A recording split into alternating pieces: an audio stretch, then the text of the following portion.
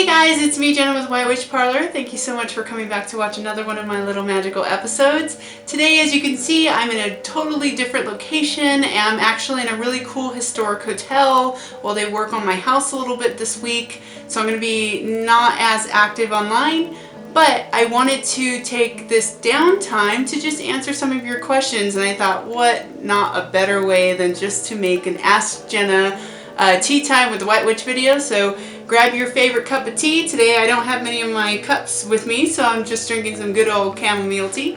And go ahead, grab your cup, and let's answer some questions, and hopefully I get to yours today too.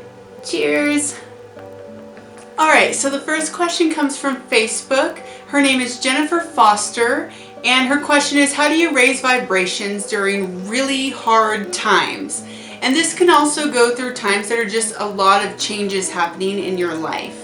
So for example, when you find yourself going through really hard times, you notice the first thing that goes is your mind. Your mind gets really chaotic.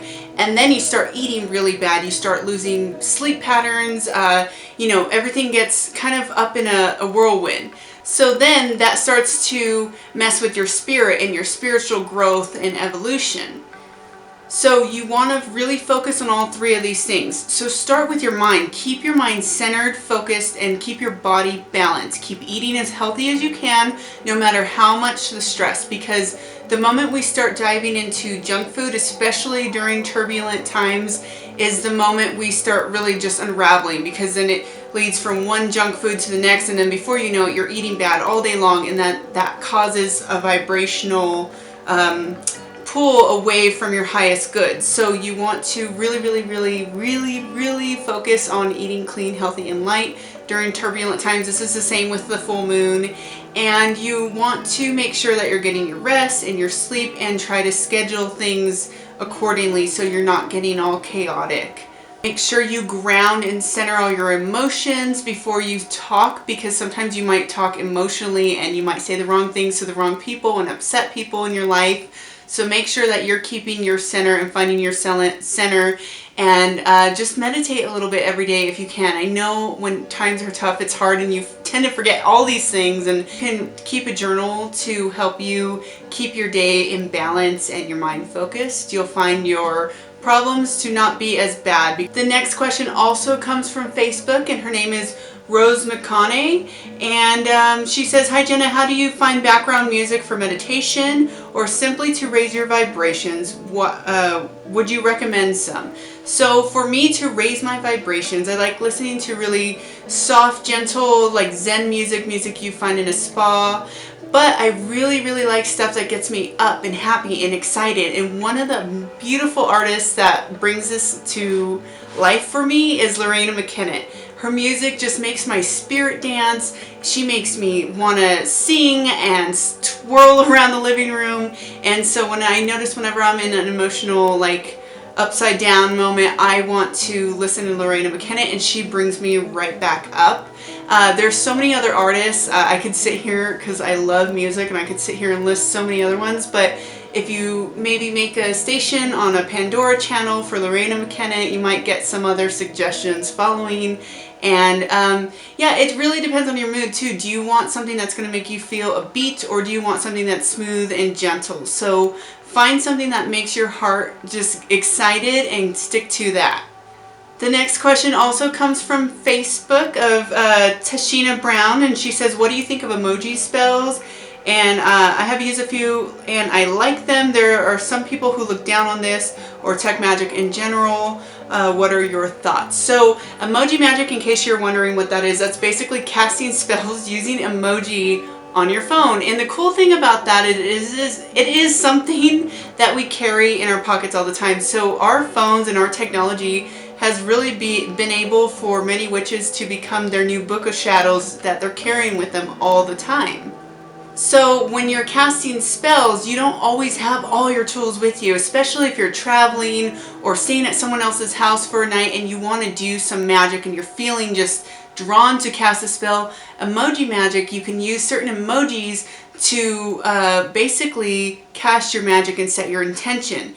So my thoughts on emoji magic is basically if you're casting something too quick and too simple and you're not really putting any intention into it, you're just putting some cute symbols and letting it go, it may not work for you. But if you're really basically setting your attention and intention into all these emojis, like some people use a circle as casting their circle, and they start with that. They start with the little psychic globe to say this is their way of starting their magical spell, and then they use all these emojis that mean different things. They might show hearts in a little man symbol to represent they're trying to find love, and then they can get really descriptive after that, and you can start even doing things like saying what kind of man you're trying to attract into your life, or woman, by using books, or a sun for positive energy, books for education and knowledge, and maybe some bicycle emojis for adventure and exercise. So there's a lot of ways you can do this, and it is kind of cool if you get into it. Some people don't like it because they're like stuck to the old way, but I am progressive in that nature, and I find that to be really interesting because that might be the children of our future, and that's how they might be casting most spells. Although I don't encourage people to stay on their phone 24/7, I really encourage them getting back into nature. But I also encourage working with what you have, and if that's all you have, you can use that. But you can also always go back to the old way and write your intentions down, draw them down, and make them happen that way. How about a little tea break? Next question also comes from Facebook, from Sally Jane Lawrence. Thank you, Sally. And she said, "Hi, Jenna. Any tips on creating a magical life when you have a tiny sacred space to dedicate to magic? My sacred space is 24 inches wide between 2 chests of drawers." So as long as you have intention, anything is possible.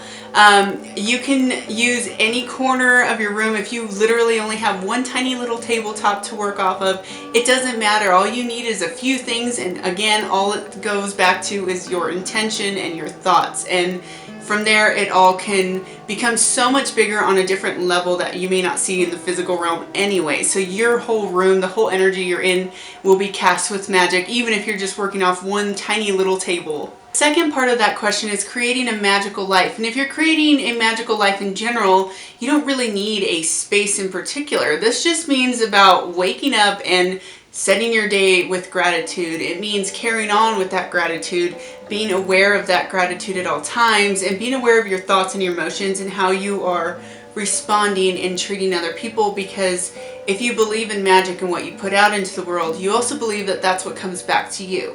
There are many people who have actually spent some of their time in prison in a small 12 by 12 or 8 by 8 cell and have completely transformed their life because they realize it all started with their thoughts and how they were reacting to their current situation. And through this, they created a magical life while being in prison, and they carried when they came out of prison. So, I mean, there are some really miraculous stories that you can read about online as well, and these are all things that jump started. So really, it goes back to, it doesn't matter how big your space is, as long as your intention's there.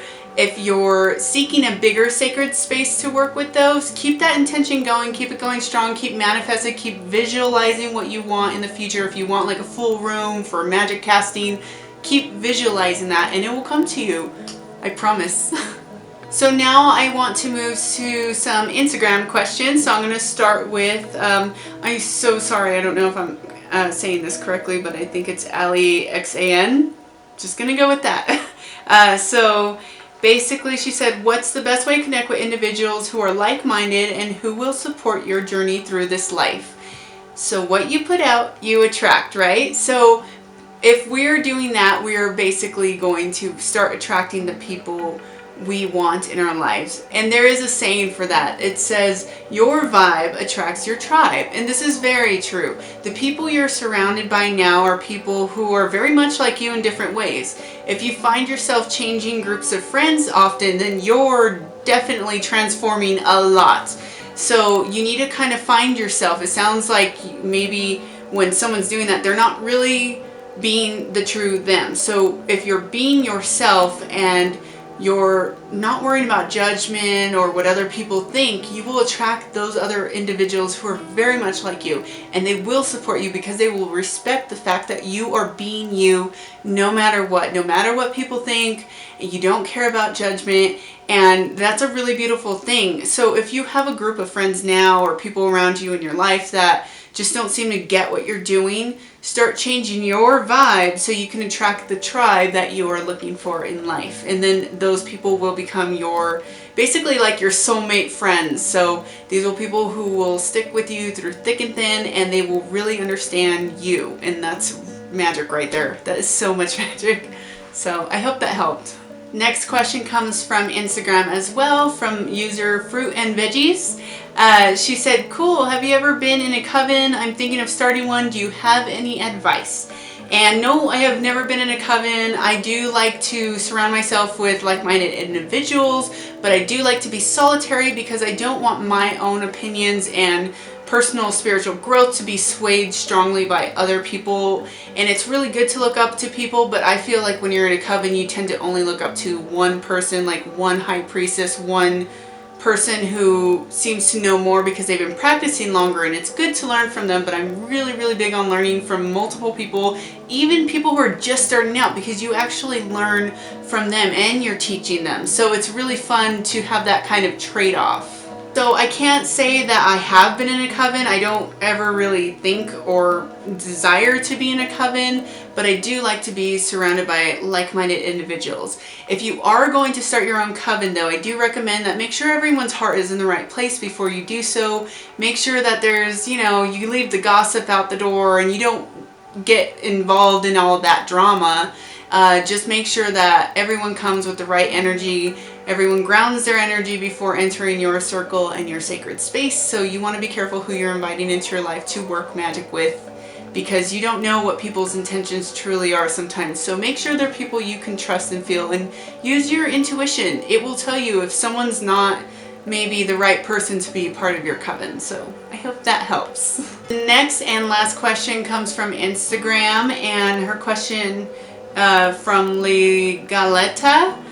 She says, I find myself struggling to find peace. My mind is always going with myself, my spirituality, my everyday life. What do I do?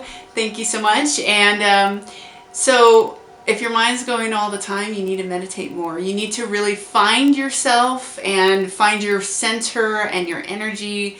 And I know it's really hard. I have those times where my mind's like spinning, but you can really pull that energy in, and you can actually use that for some really powerful manifestation energy.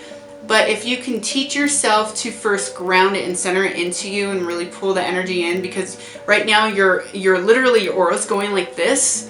So if you pull it back to center, now you have that energy here and it turns into a spirit. And an exercise that might even help you if you have a lot of anxiety and just your mind won't turn off for 2 seconds, try channeling all that energy into a ball in front of you, and try shaping it and just holding it and letting it become a sphere in front of you, a ball of energy.